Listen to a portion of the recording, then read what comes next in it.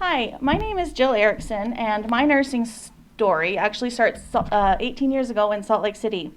I was at a Build-A-Bear store with my college roommates.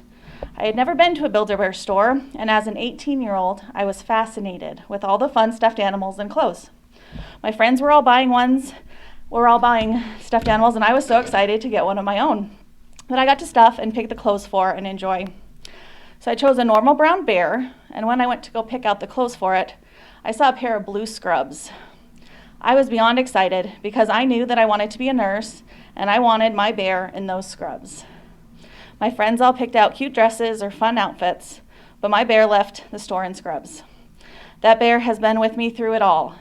3 different colleges, marriage, 4 children, 10 houses, 2 states, and finally 1 nursing program that I started this fall. He's a little worn and worse for the wear, but he sits on my dresser now to remind myself that I have a goal, and now is the time for me to achieve it.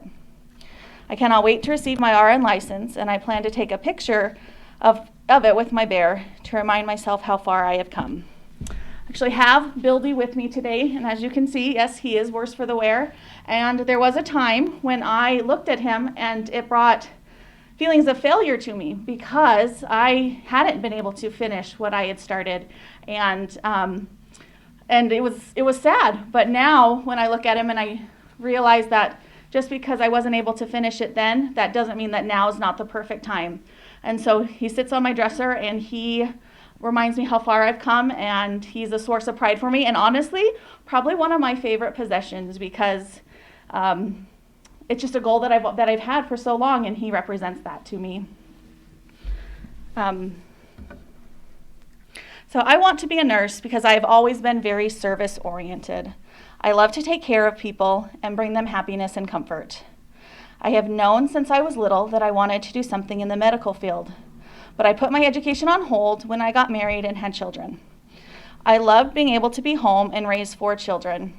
It was and always will be the highlight of my life and the best thing I ever did. But I am equally as excited to be able to follow my dreams to become a nurse. One of the reasons I will enjoy being a nurse is because I know I will be able to provide help to a person who is in need. I find no more noble calling than being able to help someone who is unable to help themselves. My goals are to finish my licensed practical nursing program the summer of 2021 and continue to the RN program at Dakota College of Botano and graduate as a registered nurse the summer of 2022.